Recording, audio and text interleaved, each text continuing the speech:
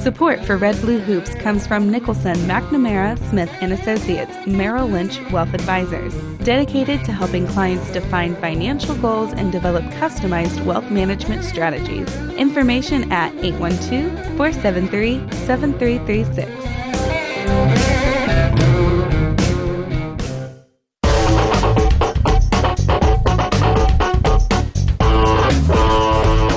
From the banks of the Ohio River in Evansville, Indiana, this is Red Blue Hoops with fanatical Red host Chad Payton and obsessive Blue host Evan Beck.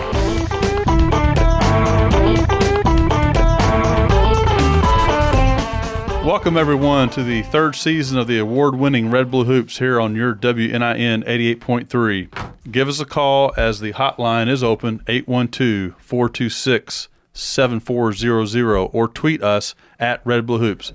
I am Evan Beck, your voice for the Kentucky Wildcats, and joining me tonight as your voice for the Indiana Hoosiers is Chad Payton. Chad, welcome to tonight's show.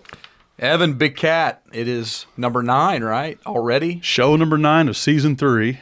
It's flying by. That means we're down to – this is the next to last show of Red Blue Hoops this season.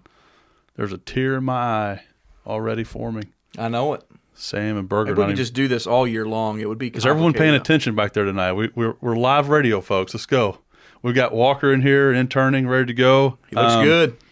We have a fantastic show this week. It's been an interesting week for both teams. It has. Back in 1998, Kentucky won the national title by coming back in every game. They were nicknamed the Comeback Cats. I remember that. And I think that applies to Kentucky this week, Chad. Yeah, I would agree with that. Both games, right? Had to make runs in both games. Both games. But we had some interesting games. We hosted Florida at Rep Arena on Saturday, and we hosted Vanderbilt this past Tuesday night in Lexington. Unfortunately, I didn't get to go to the game. I can't believe it. I was in Lexington Tuesday night for the game, senior night, and I was with one of our – Wait, they had it. They have seniors. We had 3 seniors this year. Wow. It's a record for Calipari. I mean, it probably is, right? Okay. And I was actually hosting one of our regular callers, Johnny Versace. Johnny, yep. Yep. So I got sick. I couldn't go to the game. Here I am in Lexington senior night in a hotel room, shivering under the covers, watching the Cats get down 19 to Vanderbilt.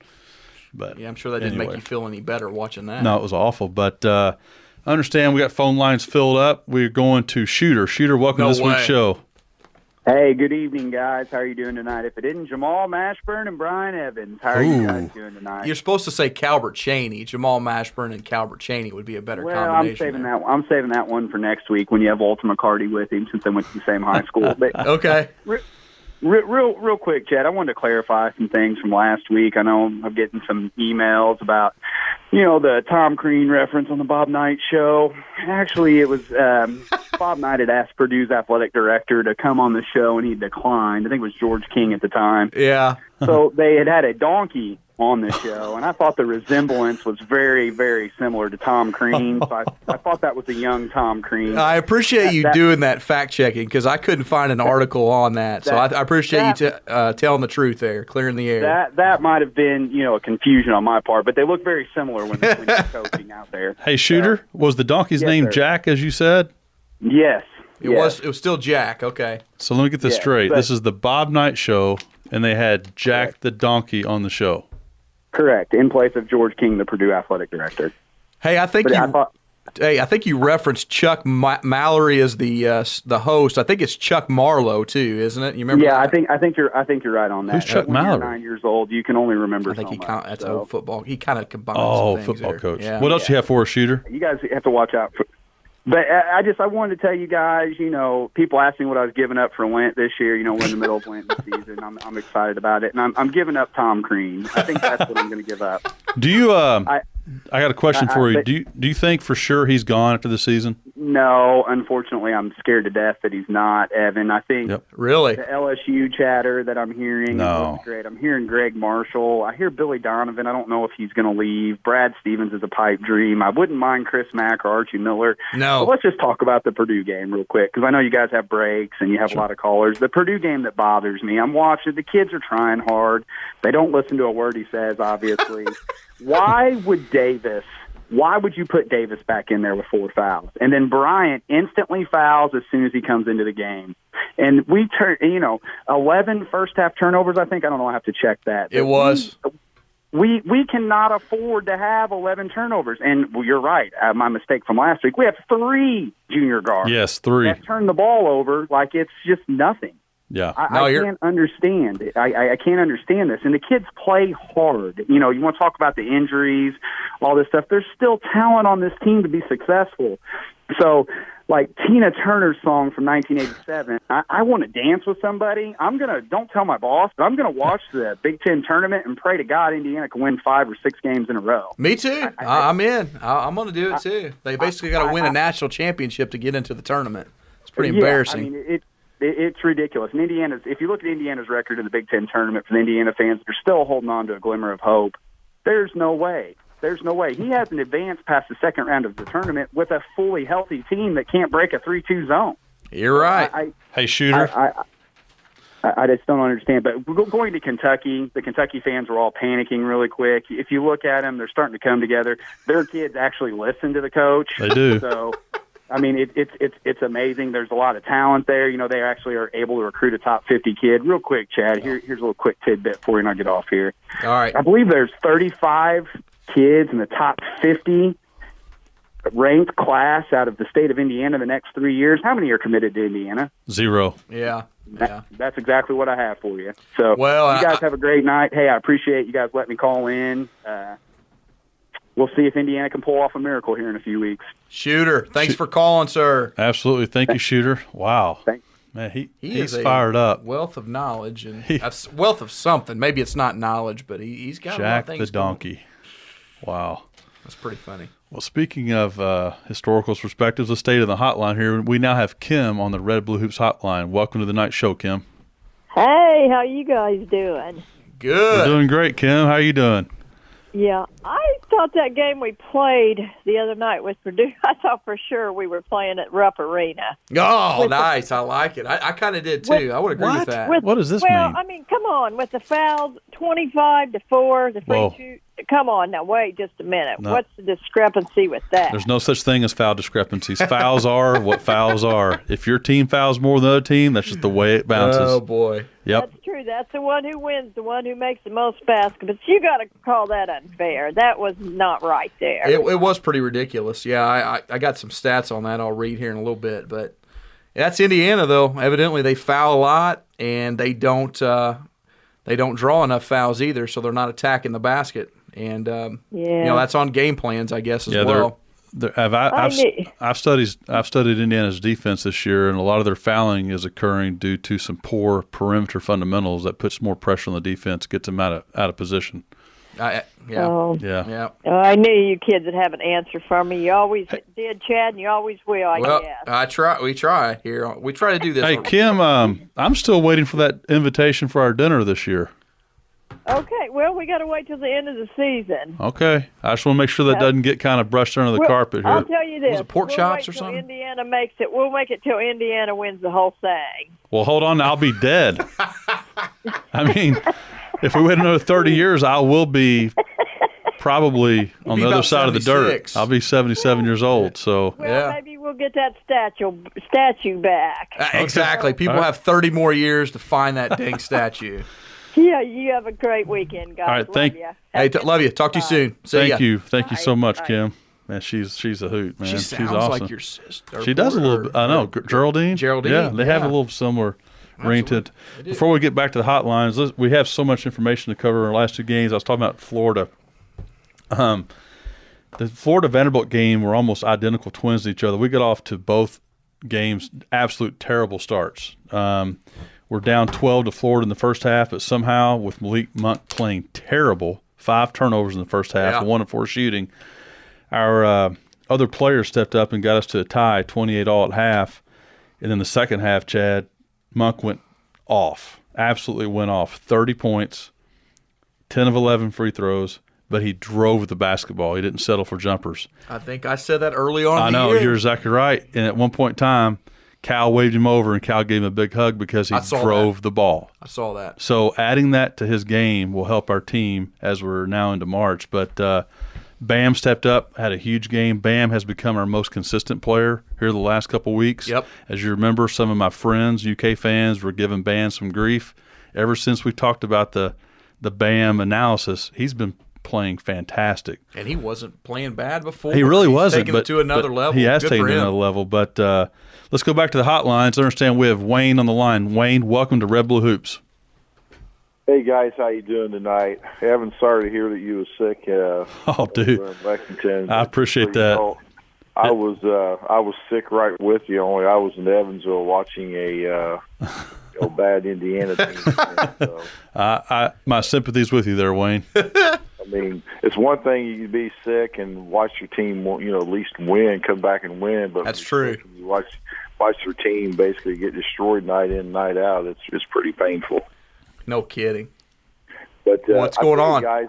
I heard Shooter on the line here earlier, and always think that his comments are quite amusing to say the least. But in all honesty, there's no way that Crean comes back after this. I think the guy, from what I'm hearing, I'm hearing that he is going to resign at the end of the year. Really? So yeah. Well, why would he be motivated to resign? Because, there's two things here.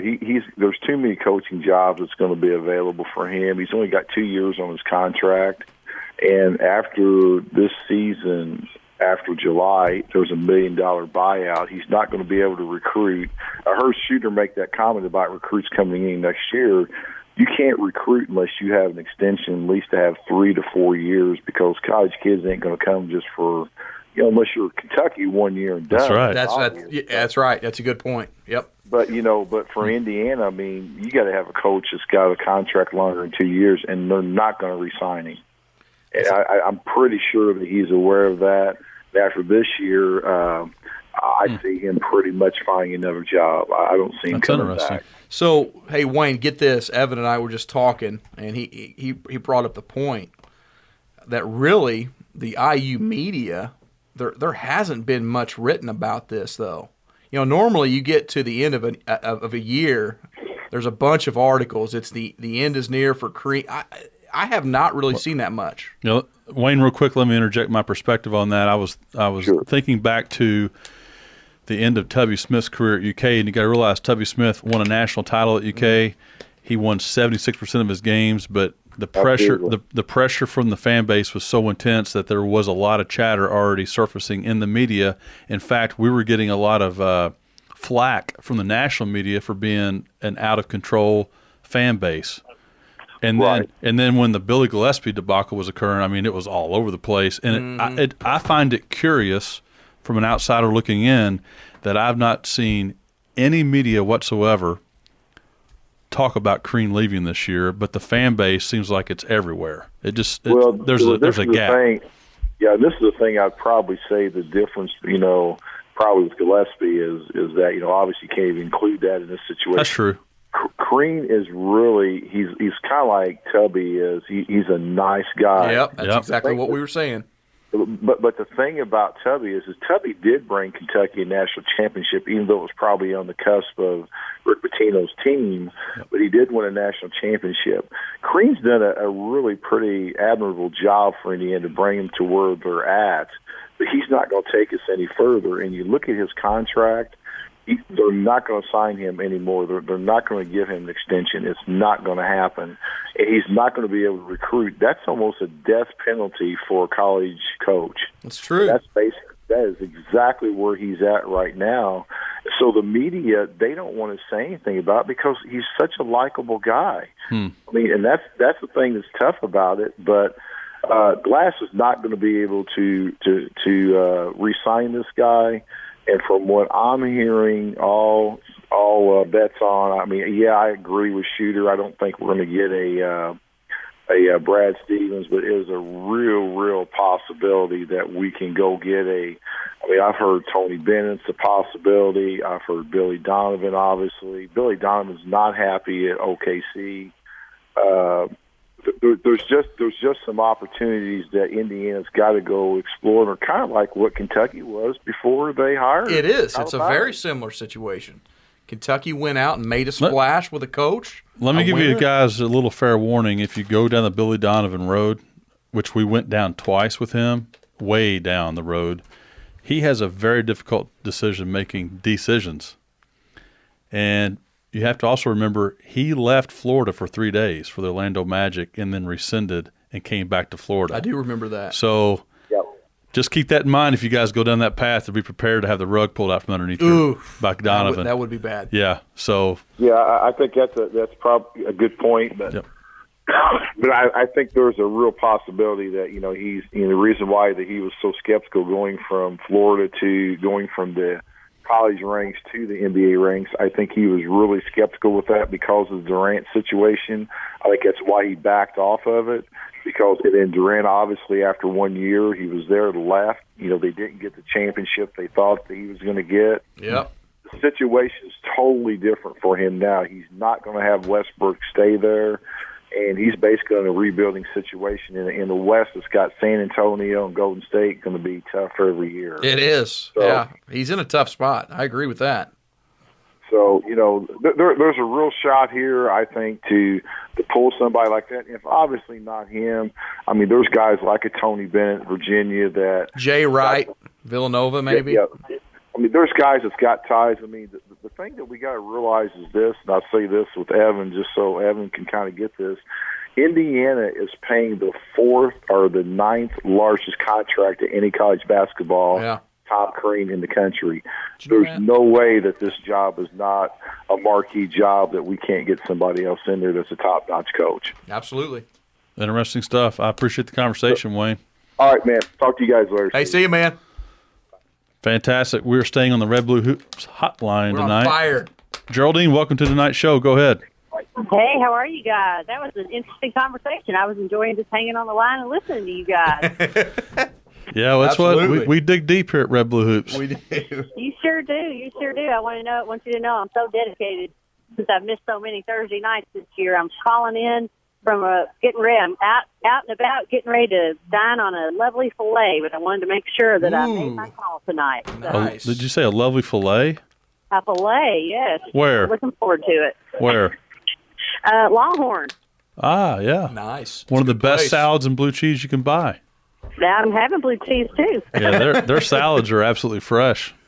Yep, very fresh. So what do you have for us tonight, Geraldine, the filet eater? Got a quick question for you. I know you were quite a fan of the Harrison twins back in their day, and I was just curious how you feel that the current point guard staff stacks up to the Harrison twins in terms of talent and effort and everything else. I'd just be curious to hear what you have to say about that. Okay. Well, in comparing the current point guard to the Harrison twins, that would be De'Aaron Fox, and then if you want to compare Malik Monk as a shooting guard to Aaron Harrison, she's listening offline. I would say right now Fox and Monk are ranked a lot higher from a NBA talent perspective because both Fox and Monk are slated in the top 10 on the draft boards right now, and the Harrisons were never slated that high once they got into college. Now, the Harrison twins coming out of high school were both ranked number 1 point guard, number 1 shooting guard.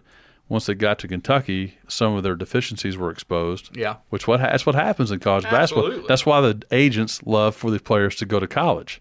Absolutely. You can not just find players, you can define players. See? That was pretty good. You can't just you define them. So, no question, I think Fox and Monk are more talented. I was not necessarily a fan of the Harrison twins, but I was a defender of them because the UK fan base, some of them my relatives, were being too harsh on the Harrison twins. We have to reflect back. They led a completely freshman starting team to the national title game their first year. All right? Never been done before. They led the next year's team to 38-1. Had never been done before. First time in basketball history, in college basketball, that a team had won 38 straight games. Right. So they go down as two of the winningest guards in UK history as a combo. People didn't like them. They had their deficiencies, but my goodness, I mean, they brought our universe. They were big-time winners. Yeah. So that's my take on it. Which one was better? Well, great question. Aaron Harrison started out better. They finished where Andrew was better, the point guard, and Andrew's still playing in the NBA, and Aaron Harrison, to my best of my knowledge, is in the developmental league. So who hit all the shots? Aaron. That was Aaron who hit the threes. Yeah, okay. The first year, his freshman year. Okay. Which will go down as 3 of the most legendary shots in UK history. Was that back-to-back games, right? Sweet 16 against Louisville. Okay. Elite 8 against Michigan. Final 4 against Wisconsin. All from the left side of the floor. Unreal. Unbelievable. Yeah, so that was impressive. The Harrison twins are, in my opinion, definitely, I guess, ridiculed way too much by the UK fan base. The winningest combo of guards that we've had. I mean, it's just crazy. All fan bases have their goofy segments. They do. But anyway, Geraldine and everyone else, thanks for all the calls tonight. We need to go to our first break. We're behind schedule. We'll be right back to Red Blue Hoops. Go Big Blue. Go Hoosiers.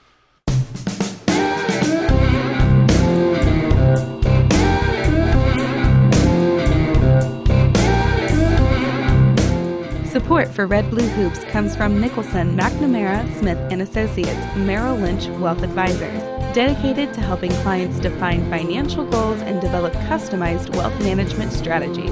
Information at 812-473-7336.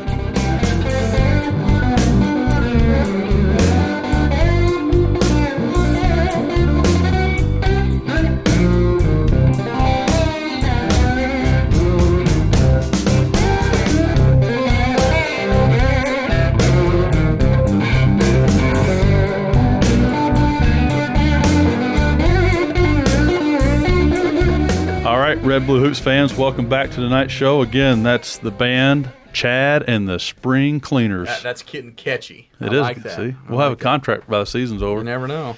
Little housekeeping. That first segment with all the calls flew by. Folks, the phone lines are open, 812-426-7400, or tweet. At Red Blue Hoops. Let's get that Twitter line going. Little breaking news. All right, let's go, Sam. Every week we do a little U of E and USI. Well, tonight both teams are playing live while we're on the air tonight, so we're going to go to Walker, the intern, for a score update. What do we have, Walker? Well, right now we have Evansville up 16 in the first 8 minutes and USI up 2 with 6 minutes in the first half. All right, that's a good start. Fantastic. That's wow. U of E, 25-9? 25-9, Walker? Is that what it is? Man. Fantastic. Thank you. How about that? So, again, folks, U of E's playing tonight. And the USI Screaming Eagles are playing in the Ford Center. Right, not too far from here. Down the road, they're playing Truman State. That's right. In the GLVC conference tournament. Yes, sir. All right, folks, back to Kentucky, Indiana. With all the phone calls, we've been kind of discombobulated a little bit, but I think we're finishing up on the Florida game. I had one comment on that. Fire away, yeah. I was praying that Kentucky would lose. Why? Just because. But I didn't see the first half, so I was watching the game, my wife and I. So as soon as I turned it on in the second half, they won. So you're welcome. You're the good luck charm? I guess. Well, that's one thing I didn't really touch on. Even though Monk went crazy in the second half, we were down 12 again in the second half. 8? Yeah, we closed it at half, but got down again. I thought for sure. In fact, before the game, Fox did not play. Our point guard. Yeah. I told anyone that would listen we had no chance of winning that game. None, in my opinion. And then we got down 12 and then 8 in the second half. I said, this doesn't look good at all. And we turned it around. So, okay, fast forward to Vanderbilt game Tuesday night. I was mentioning earlier I was in Lexington. Unfortunately, became unexpectedly ill right when I got into Lexington and had to watch the game from the hotel room about 250 yards from center court there at the Hyatt. Yeah. That was not fun, and it was senior night, which has been a long-standing tradition at University of Kentucky, but not as highlighted during the Calipari era because we don't have as many seniors that are recognized that are contributors to the team. Like 2 years ago, we had 2 or 3 walk-ons, right? That were recognized. Right. But this year's different. We have 3 seniors, all of which contribute in a major way for this year's team. 2 of the 3 seniors are home state boys. Derek Willis from Mount Washington. Great player. He is. Great player. He is. You have Dominique Hawkins, who, in the Florida game, played 37 consecutive minutes. Did he really? Yeah. Wow. How about that? For him. So, big senior night. Derek Willis pulled a little bit of a trick that your boy Colin Hartman pulled. I was going to call you out on that. Yeah. I thought Colin Hartman copied him there. Supposedly he already had the idea in the back of his mind dating back to last year, whatever. Right before the game, he kneels down in front of 24,000 people in live television and proposes to his longtime girlfriend Pretty cool scene. That is cool. Pretty Very cool. Cal, I have to say, I've been around and watched Calipari for a long time. I've never seen Calipari that geeky happy than he was at that moment. Really? He kind of looked goofy, kind of creamy. Creamy Tom? The Clappy Cream? Oh, absolutely. You could see when Derek Willis was kneeling down and proposing in the background, you could see Calipari. He was like the proud father, man. He looked goofy. Anyway, so behind all that emotion of senior night, because we do all the ceremonies before the game, you guys do them after the game. That's right. Which there's advantages both ways. Before the game, the entire crowd's there. Yep. After the game, you don't have the potential negative effect of the emotion. Well, for us, we come out, we could not hit a shot, Chad. I think it's 1 for 14 start. We missed layups. We missed, Uh-huh. I'm talking wide open 3-point shots, 3 of which were Derek Willis. Missed them all. Wide open. We're down 19 points. I saw that. I was like, wow. I was wondering if you were doing your homework watching the game. I did watch a lot of that game, actually. So here I am. Think about this. Sick as a dog, in a hotel room, a few hundred yards away from Rep Arena, and we're down 19 on senior night. I was like, what did I do wrong today to deserve this? Yeah, that's tough. But to our credit, we fought back before the end of the half. Calipari, I know people say he's not a good in-game coach, but boy, he totally changed the defense that night, went to a full-court press, and we fought back to within 6 at halftime. Vanderbilt really didn't have great point guard play. Once they started, that shook them up a little bit, didn't it? It sure did. It sure did. It's a good move. Vanderbilt got a little shaky. They kept firing 3-pointers, but we came out the second half, cut it to 3 quickly, but then Vanderbilt ran it back out on us again. I saw that. Got back up 13, didn't they? Yes, I thought, well, we're done. But Kentucky held in there. They won the game defensively. Here's an interesting stat for you, Chad. Over the last 26 minutes of the game, Kentucky outscored Vanderbilt by 26. 67, like 42 or something like that, wasn't it? I saw that.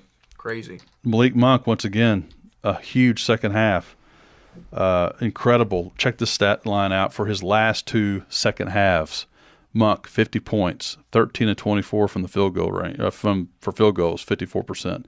6 of 10 from 3. 18 of 19 free throws. Second half. So why can't he do that in the first half? He needs to go to the basket. Yeah. Right? He needs to let going to the basket dictate the rest of his game from the perimeter. But somehow we pulled out the win. It was one very entertaining game. I was surprised we won, but wow, pretty cool for us. It secured up a 1 seed for us in the SEC conference tournament next week in Nashville, which means we play noon on Friday versus the late game Friday. It's a big deal. So I was excited. Will you be there? Absolutely. Yes, sir. So you touched on – did you touch on Indiana games yet other than what your callers did? But you guys had 2 games since last week, and you won. You won a game in dramatic fashion. We did. Beat Northwestern. It was a nice win. That was a game of runs as well. And actually, IU was down 62-55 with a minute and a half to go. And we were actually out at Tironi's, and I got home to see the very end. I was watching it at Tironi's, but got home to see the very end. 62-55. IU makes a stop. Robert Johnson comes down, gets to the basket, layup, 62-57. Northwestern comes down again, IU makes another stop. And it wasn't like a stop to where they got a wide-open shot and missed it. It was legitimate defense. Robert Johnson runs it up the court, flips it to James Blackman, hits a 3, 62-60. I'm like, wow, this is looking pretty interesting. 39 seconds left at the time. Make another stop. McIntosh misses another jumper. We get the rebound. Blackman goes down, penetrates the lane, dishes a nice pass to Thomas Bryant, actually dunks it and gets fouled with 2 seconds left. And Walker was talking about this earlier. The free throw shot was the ugliest foul shot I think I've ever seen. When he let it go, I'm like, there's no way that's going in. Sure. So it hits the back iron and does that thing, pops up, almost hits the top of the assembly hall and somehow falls in and gave Indiana a 63-62 lead, which, again, anything with Indiana this year is still not safe. Keep in mind there was 2 seconds left. Sure. And McIntosh got a half-court shot off, and he almost made it. It was not quite in and out, but good win for them. Obviously, any win right now is good. Northwestern, unbelievably, is a pretty solid team. So, things have changed dramatically in the Big Ten in the past few years when Indiana's struggling to get a win at home against Northwestern. Well, I was excited. I was unable to watch the game live, but I was following the score on my phone. Yep. I saw you guys down that deficit with that little bit of time left. I thought you guys were dead, but I saw the outcome, and I was excited. It gave my Tom Crean the keep Crean hashtag keep Crean. Gave some momentum for that, so I was excited. Well, here's a weird thing, and I encourage fans to think about this. The crowd reaction when Indiana won that game was like nothing. And really? The way I read into that was, kind of wish we'd have lost that game. Oh, boy. So I encourage people to go back and watch that again because really? And I actually texted Ben Shoulders. Ben was at the game. Former Red Blue Hoops host. Former Red Blue Hoops host. I said, Ben, was it just me? Because I was watching on television and the crowd reaction was just very odd. And he said the same thing. He said just was not. Now, he didn't want to say that they wanted to lose the game. Oh, he would never say anything like that. He wouldn't. He's so politically correct. He is. But he did say that there wasn't much of a reaction. So that was interesting. Yeah. How many people were there at the game? That's a good question. I never checked the attendance on that. Hey, Walker, can you fire that up? Indiana Northwestern attendance. Yeah. All right. Well, hey, good win, though. We'll take it. 16-13. That put us at 16-13 and 6-10. Wow. In the Big Ten at the time. So then that takes us up to at Purdue. We talked about that earlier. A couple things in that game that did stick out to me. We first half had 10 turnovers, got behind by 15 points at one point. You just can't get behind good teams like that. No. On the road especially. No. And Purdue's they're a good they're team solid. There's no question. They're playing some solid basketball. What's their current ranking, Purdue? They are 11, I believe. Okay. No, they're higher than that. 16. Okay. 16, Walker. Okay, thanks. He's all over it. He is. But the foul discrepancy that my mom was talking about, Indiana ended up being 13 of 17 from the line. Purdue was 28 of 33. But at one time, Indiana had not attempted a free throw, and Purdue was 19 of 20 from the line. So the referees, you know how they are. They'll start calling that garbage stuff at the end of games to make those statistics look closer than what they are. Yeah. I mean, they just do that. So you were getting ready to say something. I've noticed a pattern here lately. Zach at my office, a big IU fan, and I follow you on Twitter, obviously, and doing the show with you. Indiana fans count fouls more than any fan base I've seen. You guys like an accounting firm counting fouls. This is just a weird year. It just seems like what can go wrong is going wrong. Sure. And the one thing about Indiana, though, they don't play defense well, like you were saying. No, they don't move their feet. They do foul a lot. They do. Out of position a lot. And then on the flip side, offensively, we don't attack the rim a lot. So we're not drawing fouls. So I'll give a shout-out to a couple players. Caleb Swanigan, in my opinion, for Purdue, is the National Player of the Year. He's played awesome this year. I just, statistically... There's a kid Kentucky tried to recruit right there. Yeah, he actually started out at Michigan State. That's right. He backed out of that. Sure did. So he's a nice player. And I gave this guy so much flack early on in the year. And I'm not saying that he's playing great basketball, but Josh Newkirk has played well the past 10, 15 games. And I don't want to go out on a limb and say this just yet, but I bet he has a pretty decent year next year for Indiana. And just think how much you guys bashed him earlier this year. Hammered him, and he deserved it. Yeah. I agree. But he set out a year. He did. And so getting up to game speed and getting in shape, I guess. I've seen that go both ways. I've seen some players sit out a year and come out awesome. I've seen it just takes certain players to get that out-of-game rust off. You know what I'm saying? Not playing competitive basketball for that long. It's different. It is. And then one last thing, or two last things, Tim Priller, who is typically a guy that never sees any action. Is that a colored hairdo he's got going on? Yeah, he looks kind of like Slim Shady. Eminem, frosted top. Frosted top. Yeah, notice that. He's typically garbage time type of guy, you know. He came in against Purdue and had 6 points in like 3 minutes and threw up a little hook shot, little pick and roll, played with some confidence. It was interesting. Yep. So, and then lastly, just to remind everybody, it's something that I will not understand unless there's a story that comes out about it. Robert Johnson has just forgot how to play basketball. I've never seen a kid as talented and as good as he was early on in the year. He can't play. He looks completely, in my opinion, unplugged. Exactly. If someone told me that he was just disinterested, I would say yeah. Or if they said he's on drugs or something, I don't want. Something is not right with the kid. Girlfriend upset him or something. Exactly. Having some parents are sick or something. You never know. But 6-11 in the Big Ten, 16-14 overall, and just par for the course, I guess, right now. All right. Folks, here we are going to our second and last break of the night. Wow. We will be back here shortly. Lines are open. Give us a call, 812-426, or tweet. At Red Blue Hoops. Go Big Blue. Go Hoosiers.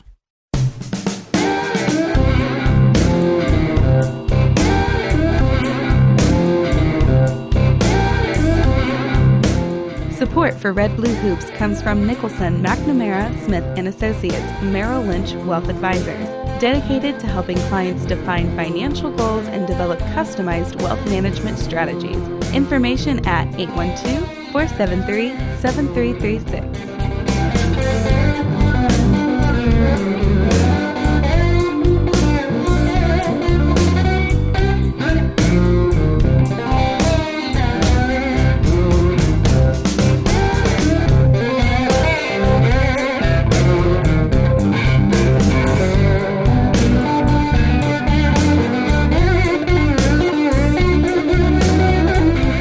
Folks, welcome back to Red Blue Hoops here on show number 9 of season 3. It's been an awfully fun show tonight, and that was Chad and the Spring Cleaners there in the Blues. It's time for our weekly segment celebrating 30 years since Indiana's last national championship. And we celebrate this by reviewing the top 20 songs list and movies list from 1987. I actually enjoy this. I really do. It is interesting. It is, yeah. It puts it in perspective, though, doesn't it, Chad? It does, unfortunately, yes. It actually, it should motivate your fan base to do better. That's what it's not criticism, it's an opportunity. So exactly. Okay, here we go. Number 4 on the movies list in 1987, an all-time classic, Good Morning Vietnam. Yes. About a radio host. That's right. How about that? That's right. Sam, you like that? You like that show? Like that movie, Sam? I've seen it. How many times? Like once. Once? You need to see it more than once. I'll work on that. Okay. All right. Coming in number 3 is Beverly Hills Cop 2, starring Eddie Murphy and Judge Reinhold. Oh, yeah. Those guys are bad All dudes. right. Going to the songs list, I had to say, folks, I'm a music buff, but one of these songs stumped me. But number 4, I Want to Dance with Somebody Who Loves Me, Whitney Houston. Yep. Rest in peace, Whitney. Yep.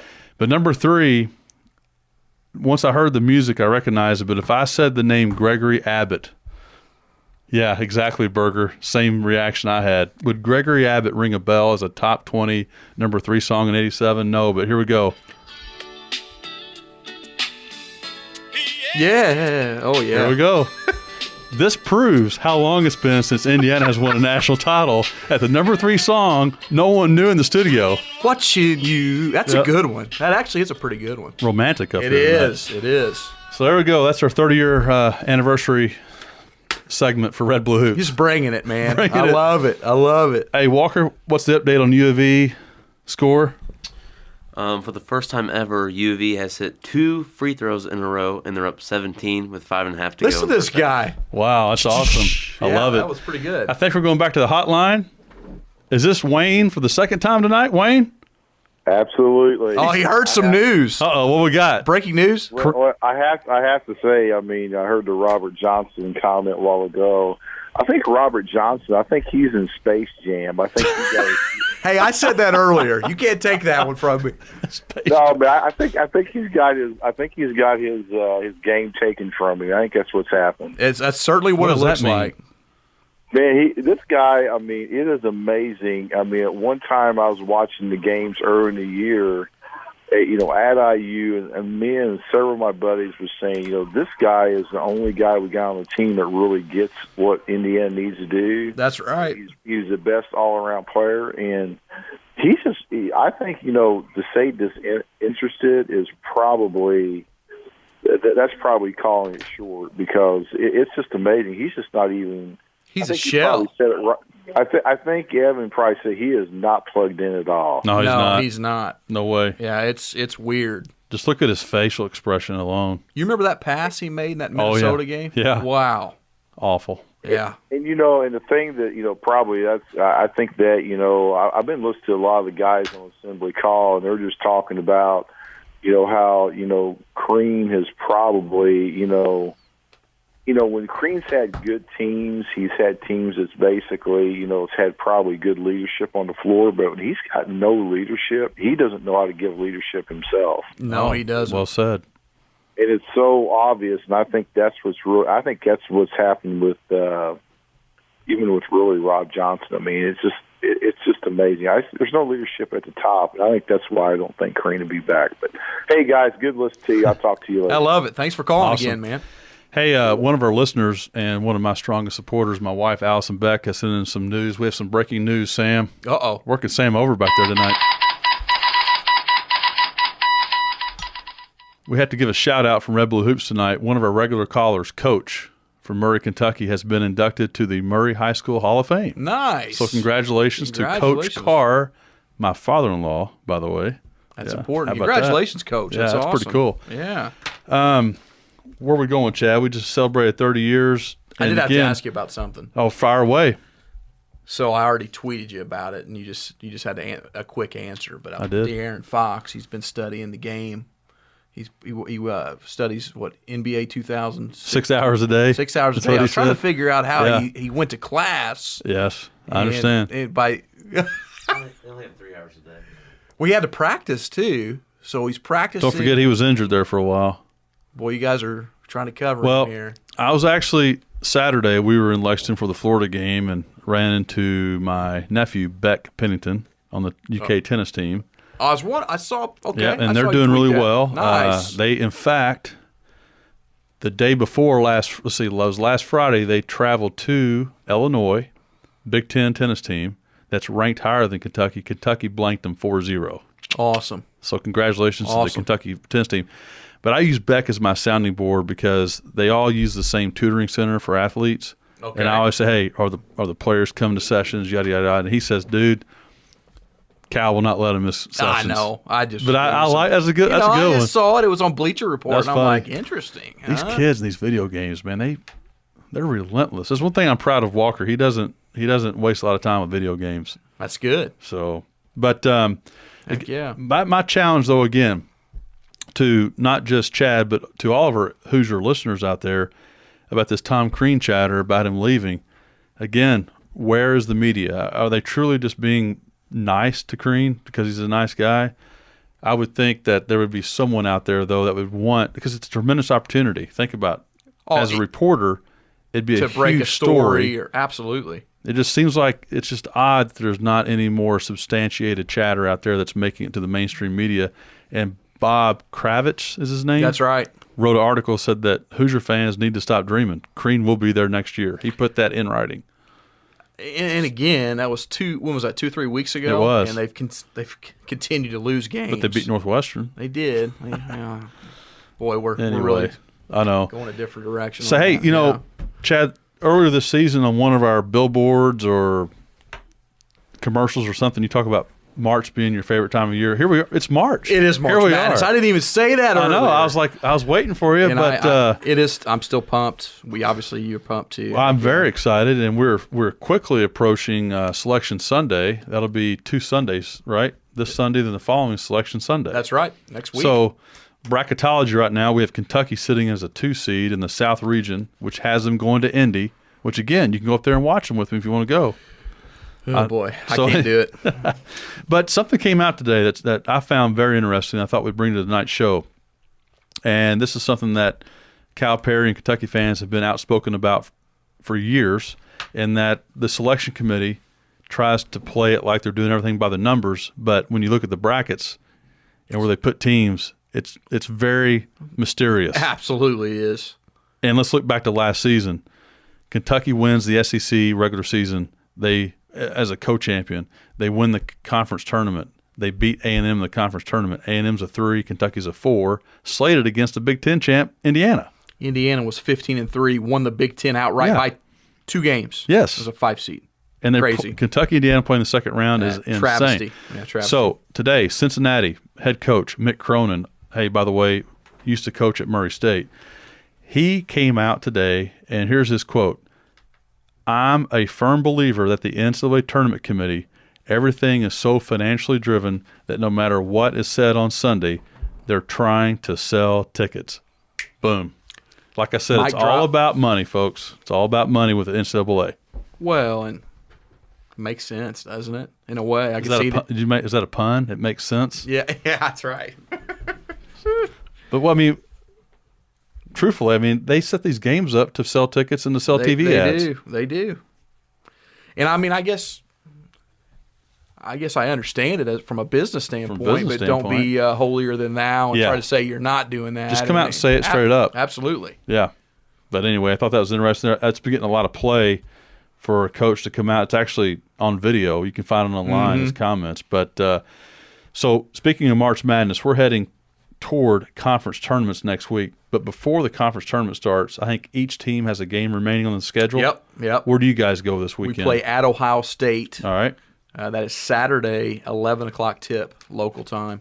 I believe that's on the Big Ten Network. 11 o'clock? It's 12 o'clock Eastern, 11 o'clock Central. That conflicts with our game again. Same time? Yeah, we're at Texas A&M, 11 o'clock. CBS. Ah. So I can't watch the Hoosiers again. Well, good for you, I guess. All right. That's right. Thumbs up. You're on the road and we're on the road.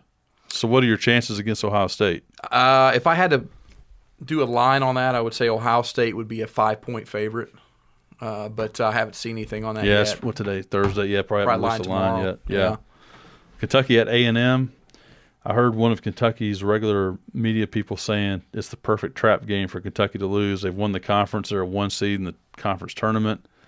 A&M? On the road. How's their year been going? They're down, aren't they? Yeah. On an upward trend right now. Okay. And, early game, the old theory there on the road, early game, maybe not come out with. Yeah. And the way we've been starting the game's terrible. And that's something they said today in the media press conference with UK coaches that they're working on trying to develop a way to get Kentucky off to a better start. I mean, I question, how do you do that? Because against Vanderbilt, they got every shot they wanted. They just couldn't hit any shots. So how do you rectify that? I think then you have to go to the basket, try to draw fouls, get to the free throw line maybe. But, if you're getting good shots, you're not going to be able to help that We missed like 4 or 5 layups in the first 8 minutes of the game. It's a head-scratcher, really. But so tell us about the Big Ten tournament. Where is it? When is Indiana going to play? It's actually in Washington, D.C. this year. So because of the Maryland connection. Right. That's right. So as of right now, Indiana would play Wednesday night. In the, I guess that's Walker was at the 11-14 game. You said that, or 12-13 game. Yeah, I'm sorry. So he did say that earlier. 12-13. Yeah. So Indiana, we would basically have to win the national championship, or at least win 5 games in a row. You mean national championship? No, I'm saying as far as the amount of games we have to get like to a run. Okay, I got you. Okay, yeah. Make a national championship run. In the Big Ten tournament. Okay, yeah. I got you. I was like, whoa. Yeah. Well. So we'll see, but actually what I think will happen is they'll win Wednesday night. They'll probably win Thursday. I'll call that too. And then Friday they'll match up against a Minnesota or a Michigan or somebody like that, and that'll be it. And then all the chatter will begin. But in my opinion, what I would like to see happen is after Ohio State, fire Tom Crean. Or whatever, get something done. Say, hey, thanks, Tom. You can play out the season. No NIT? He could coach out the season. Okay. So coach out the Big Ten tournament. All right. But get it done now. I think the weight of the world's on everybody up there. Maybe that would be a stress reliever, and they could win some games being a little looser up there. So interesting. I don't know. And then Crean could have a little send-off or something. IU fans could whatever. I don't know. I just want to get something done. I'm tired of. But you're officially on the record. You want him gone. You think he's gone. On the record. Okay. Yep. Interesting stuff. Yep. Well, Kentucky's once again SEC tournament is in Nashville again this year, which, as you can imagine, more Kentucky fans go to Nashville that have tickets to go to the game. It just turns into a Broadway Kentucky party down there. That's right. It's basically Lexington South. It is. They close the street off. It turns into like a festival type atmosphere. It's a lot of fun. Kentucky's slated to play the noon game on Friday. They would play, as of tonight, they'd be playing the winner of Vanderbilt and A&M, which could change a little bit. They updated that today. So at one point we could play – they had us playing potentially Georgia, which scares us to death because they've actually played well twice. They should have beaten us twice. Right. And I was watching them last night. They were playing Auburn. And that J.J. Frazier kid. He's a nice player. Guard, right? Yeah. He went senior night. He went scoreless the first 12 minutes. Ended up with like 30 points and a bunch of other stats. But that kid scares Kentucky fans he's a good to death. Player. Yeah. So looking forward to being in Nashville, and we'll cover that more detail on next week's show. But a little teaser for our Red Blue Hoops listeners and supporters out there. Going into season 4 next year, if we can get our contract negotiated for next year, Berger. That's right. We need to start talking about that. We are hoping to put together a plan that would have our first show as a live remote at a local establishment here in Evansville. That would be really cool. The Kentucky fans and Hoosier fans to come together, a lot of red, a lot of blue, a lot of cheering and chanting and jeering and all that kind of stuff. People get to see Evan and I in our environment. Actually, that could be bad. That could be a detriment. That could be. We don't have faces for radio, right? We do. What people say? We really do. Yeah. But a little teaser for next season, so make sure you guys pay attention to that. But, back to Indiana, even though you guys are, you say 16 and 13. 16 right? and 14. 16 and 14. Your numbers are still strong in all the rankings. They really are. 50 in KenPom, 32 BPI, 32 Sagarin. I mean. It's a number 1 seed in the NIT. But here's the thing. If you guys do hire a new coach, put in his contract he has to have a better non-conference schedule. Well, here's the thing, though. They played North Carolina, they played Kansas, they played Butler, and they played Louisville. I know. But your non-conference schedule as of today is still ranked 295th in the nation. I don't understand it. Well, it's because you played the other teams are so bad. Exactly. So just bring it down. Exactly. As a comparison, Kentucky's non-conference schedule sets at 54. Vanderbilt, number 1 schedule in the nation. That's crazy. Well, folks, it's been an absolutely great show. We really appreciate all the callers. Appreciate the feedback from Allison about Coach Carr being in the Hall of Fame. Chad, it's been a great show. Absolutely. Thanks, Berger and Sam. Absolutely. See you guys next week here on WNIN. Go Big Blue. Go Hoosiers.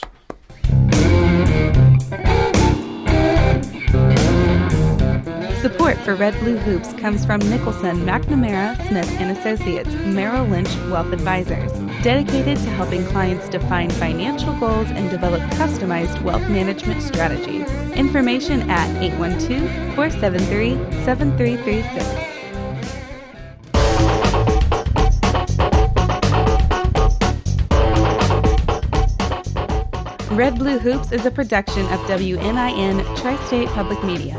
The executive producer is Brad Kimmel. Steve Berger is the producer. The technical director is Samantha Horton. The opinions in this show do not necessarily reflect the views of WNIN staff or board of directors, or, for that matter, Purdue fans, Evansville fans, USI fans, Louisville fans, and certainly not Duke fans.